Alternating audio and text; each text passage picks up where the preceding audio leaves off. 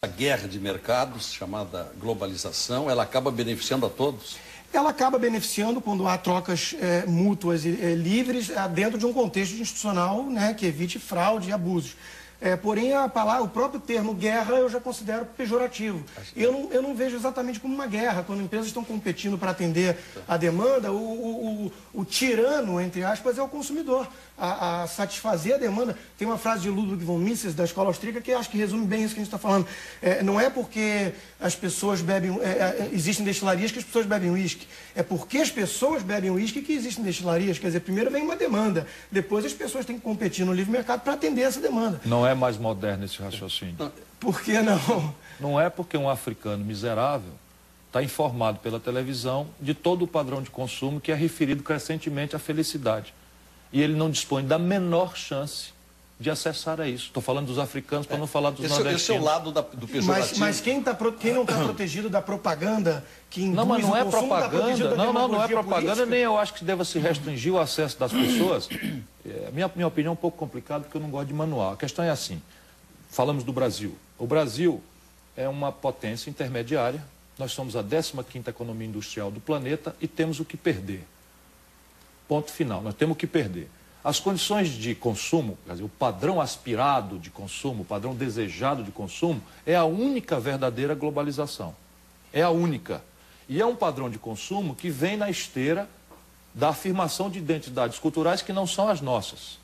Já tem aí uma outra digressão para outra hora a gente refletir. Eu me preocupo muito com a perda de identidade cultural, porque isso informa como é que a gente se relaciona, como é que a gente se vê no mundo. E não é para fazer muro contra ninguém, não. Eu acho que no futuro a liberdade deve ser absoluta, para tudo. E o auto-juízo, o auto-arbítrio deve ser o grande juiz de todos. Porém, a verdade não é, nesse momento, assim. Por quê? Porque eu padronizo o padrão de consumo, eu digo a um jovem africano, um jovem chinês, um jovem brasileiro, um jovem indiano, quais são os elementos, até inconscientes, de felicidade, de aceitação pelo grupo, qual é a estética que ele deve ter, isso está padronizado. Mas as condições de produzir, Constantino, as condições de empreender são dramaticamente nacionais. É o que eu vou refletir amanhã com a garotada, com a companheirada lá no fórum. As condições de empreender reais, esqueça qualquer paixão ideológica e vamos refletir sobre isso. Primeiro, a condição de financiamento é global? Cada vez mais, sim. Cada vez menos é assim, pelo amor de Deus? Não, você tem dinheiro. Cada vez menos é assim. A condição de financiamento hoje no mundo, o Brasil desconta um duplicata aqui em Porto Alegre, hoje à tarde, 1,75 ao mês.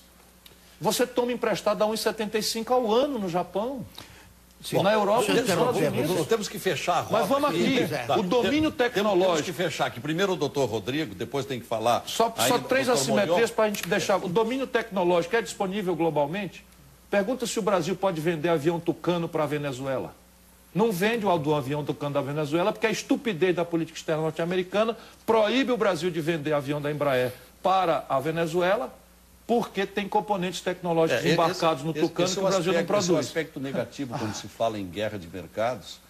Por que o Jorge Gerdau tomou uma decisão de abrir uma usina de aços planos nos Estados Unidos e não em Ceará, em Fortaleza? Pelo contrário, brigou conosco no Ceará para não deixar a gente fazer uma lá. Porque os americanos introduziram uma distorção que é protecionista, porque são pouco competitivos em aços planos, estão administrando decisões de investimento mundiais para local a reconversão industrial siderúrgica. Que bom que o Ciro Gomes reconhece que o protecionismo é ruim. Não é ruim, não. É ruim. Depende. Os americanos pagam a conta, é um subsídio. É lobby não, mas eles estão financiando a reconversão industrial. Vamos entender o pensamento do doutor Rodrigo até o final, porque ele não conseguiu fechar ainda. Certo. Bom, o que acontece? O Ciro está falando de uma coisa que é verdade. Os juros, por exemplo, não é igual no mundo inteiro, não é unificado. E o câmbio? O câmbio também não é. Um dos principais motivos disso são as barreiras artificialmente criadas por governos locais. E os impostos. E os impostos. E o sistema tributário. Eu gostaria de falar uma coisa. E o nível de capacitação do capital humano. Você entra na humano. Amazon, aliás, o avanço tecnológico está permitindo cada vez mais isso. Você entra na Amazon, no site da Amazon, qualquer um pode entrar hoje, e procura por um computador novo da Sony, vai o padrão. $900 você compra em qualquer lugar dos Estados Unidos, chega no Brasil, custa R$5.000. Isso é insumo, isso é produtividade. Eu quero entender por que eu tenho que pagar R$5.000 por algo que um americano muito mais rico paga $900. A culpa é do governo. Porque nós temos governo. Nós temos governo demais. Então, como é que você pode falar que a globalização é prejudicial nesse sentido? O que é prejudicial são as barreiras que não permitem chegar funding barato no Brasil através de venture capitals e hedge funds e empresas. Muito bem. O senhor vai começar o próximo bloco. O senhor foi muito entrecortado. E os Estados Unidos também têm governo, viu, Ciro? Por isso que eles fazem aquilo. O mundo inteiro tem governo. Claro, o mundo inteiro tem governo. Portanto, agora, não é possível que a gente esteja certo e o mundo inteiro errado. Mas a gente tem mais governo que o mundo todo. Não é verdade. Agora eu vou lhe deixar uma pergunta também. Não é verdade. Sabe quanto é a conta da guerra do Iraque? Sabe quanto é a conta? Já atualizada, $1 trilhão. Pois é, agora... Por aí. Bom, $1 trilhão.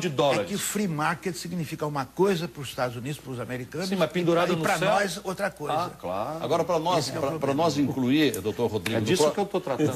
Para começar daqui a pouquinho... Tem uma expressão assim, pendurado na brocha, né? O cara está pintando, você tira a escada e ele fica pendurado na brocha. O senhor tocou muito de passagem a questão da capacitação. No Brasil nós temos uma desigualdade de um abismo, né? Posso te dar um númerozinho? Estou ficando chato. Sabe quanto é a matrícula no ensino superior público brasileiro? 6 de cada 100 garotos de 18 a 25 anos. 6. Cuba tem 48, sabe? Doutrinados, né? Cuba não pode nem pensar. Peraí, doutor, não põe a palavra na minha boca. Estou falando o seguinte. Não, eu estou falando que são Cuba, doutrinados. um país miserável, que tem um regime deplorável, se quer que eu fale mal, Cuba consegue, num regime deplorável, numa economia ridícula, botar 48 de cada 100 dos seus garotos em nível superior. O Brasil bota 6. Bom, desculpe, Ciro. Olha, e acha que está gastando demais o Brasil. Ciro, pera um pouquinho. Tem governo demais. Ciro, você é muito inteligente, tudo, eu admiro, gosto de você, etc, etc, etc. Só que, por favor, não use comparação num país socialista. Não, então eu vou falar com a França. Tá bom, mesmo. Que aí dá 80. Aí o cara diz assim, mas a França também... Também é socialista. Agora, vamos dizer... A França é socialista também. Claro, você sabe disso. Bom, mas eu queria deixar uma pergunta... Eu sou socialista. Não, deixa eu terminar a frase apenas. Termine. No socialismo não existe o sinal de preços do mercado, não existe. Impede cálculo racional. Então, lá na China, hoje estamos falando aí mesmo aí no fórum, né? Os chineses estão vindo aí brutalmente, porque eles não têm encargos sociais, não tem isso, não tem nada, eles não têm salários, salários são ínfimos, né? Quase gratuitos, porque existe escravos, são escravos. Agora, um dia eles vão passar a ter salário e um dia vão ter mais dificuldade para coisa. Mas hoje não tem. Em Cuba não existe preço. O sinal de preços do mercado não existe num país socialista. No socialismo não existe esse troço que nós chamamos de preço. Cubano, não. Em relação à desigualdade, eu colocaria só uma coisa. Primeiro, eu não vejo nenhum problema em si com a desigualdade, no sentido de que a riqueza não é um bolo fixo, não é um jogo de soma zero. Para alguém ficar mais rico, não tem que o outro ficar mais pobre. O Michael Dell, quando criou lá com $1.000 a empresa dele, a Dell, ele ficou bilionário porque ele pôde vender um produto mais barato que gerou valor. Há poucos dias saiu uma matéria na revista, na Veja, dizendo que o que predomina no Brasil é a classe C. Ora, isso é muito pouco. A nossa gente tem pouca capacitação para o trabalho. Então, se não consegue alcançar, acompanhar a evolução dos mais adiantados, o que vai acontecendo com a nossa gente? Caindo na marginalidade ou na criminalidade, que é o que está acontecendo em grande número. Faltou oportunidade de emprego. Doutor Molhon, o senhor é do ramo da climatologia, meio ambiente, e tudo isso tem a ver com economia. Boa noite.